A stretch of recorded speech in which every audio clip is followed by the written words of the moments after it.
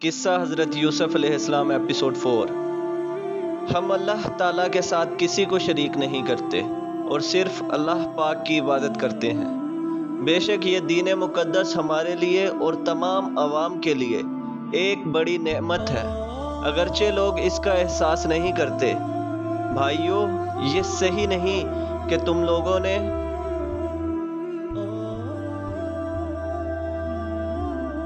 خدائے واحد کو بھلا کر بتوں اور اپنے رکھے ہوئے چند ناموں کی عبادت کرتے ہو، مگر اللہ تعالیٰ کا ابدی اور مضبوط دین یہی، مگر افسوس کہ لوگ نہیں سمجھتے۔ بہرحال میں تمہارا زیادہ وقت نہیں لیتا اور خواب کی تعبیر بیان کرتا ہوں۔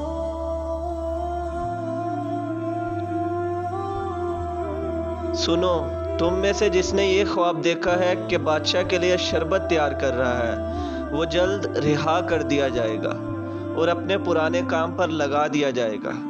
البتہ جس نے یہ دیکھا ہے کہ پرندے اس کے سر پر رکھی ہوئی روٹیاں کھا رہے ہیں، اس کو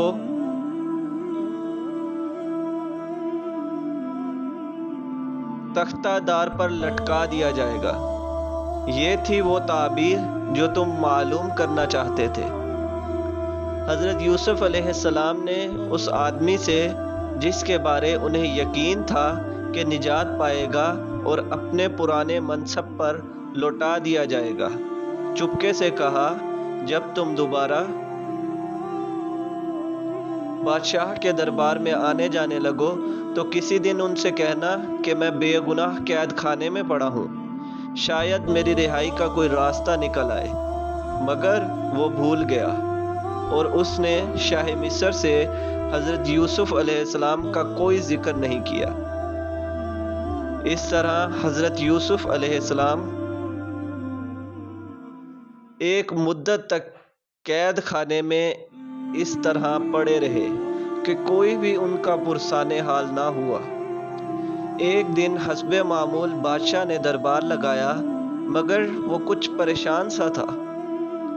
آخر وہ اپنے حواریوں سے کہنے لگا، میں نے ایک عجیب خواب دیکھا ہے اور سخت پریشان ہوں۔ میں نے دیکھا ہے کہ 7 کمزور اور مڑیل سی گائیں 7 موٹی تازہ گایوں کو کھا رہی ہیں۔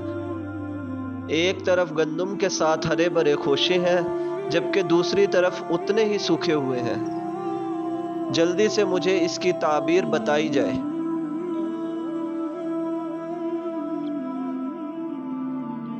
میں سخت غمگین ہوں۔ حواری یہ خواب سن کر دم بخود رہ گئے اور عرض کرنے لگے، اے عزیز مصر، یہ محض آپ کی پریشان خیالی ہے، اور پریشان خیالی کا کوئی مفہوم نہیں ہوتا۔ اس وقت بادشاہ کے ساقی کو حضرت یوسف علیہ السلام کا خیال آیا، جنہوں نے اس کی خواب کی جو تعبیر بتائی تھی وہ حرف با حرف صحیح نکلی۔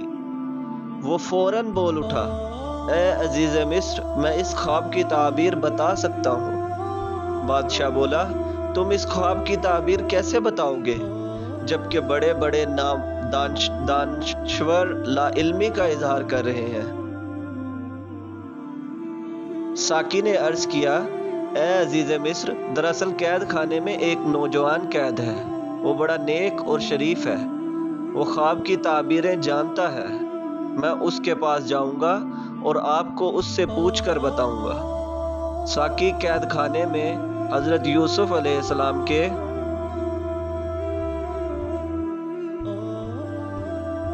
پاس آیا اور کہنے لگا، اے یوسف، اے نیک آدمی، اے ہمارے اچھے بھائی، ہمارے بادشاہ نے بھی ایک عجیب و غریب خواب دیکھا ہے، ذرا اس کی بھی تعبیر بتا دو۔ آپ نے فرمایا، کہو کیا خواب دیکھا ہے؟ بادشاہ کے ساقی نے بولا،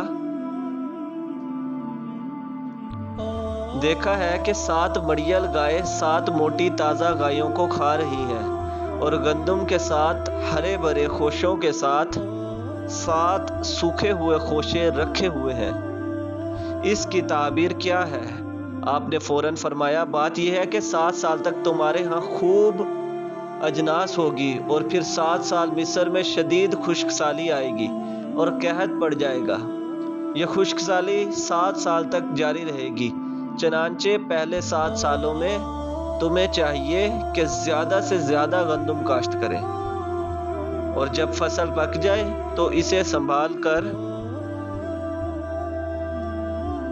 رکھ لیں اور احتیاط سے تھوڑا تھوڑا استعمال کریں۔ جب خشک سالی کے دن شروع ہوں تو جمع شدہ گندم کو استعمال میں لائیں۔ اس کے بعد خشک سالی ختم ہو جائے گی اور حسب معمول بارشیں ہوں گی اور لوگ خوب غلہ پیدا کریں گے۔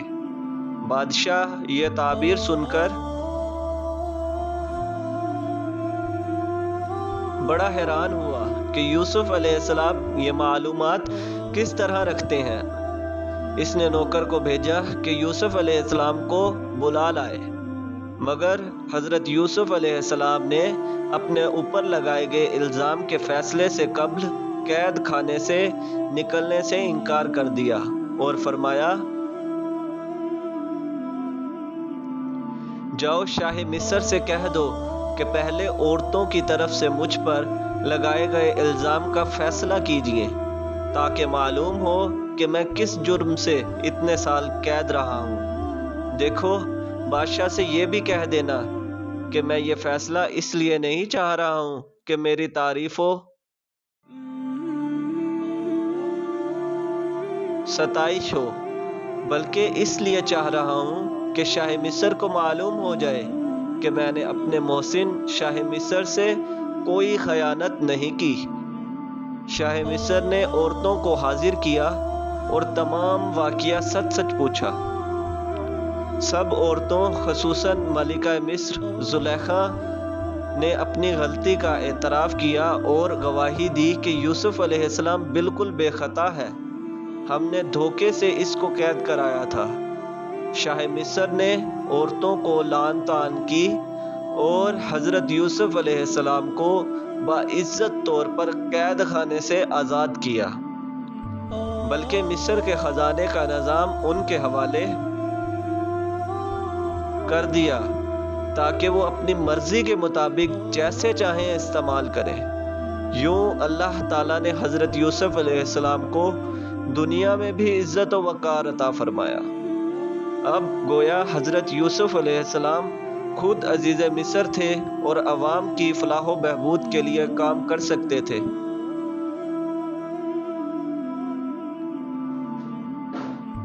Next episode 5 continue. جزاک اللہ۔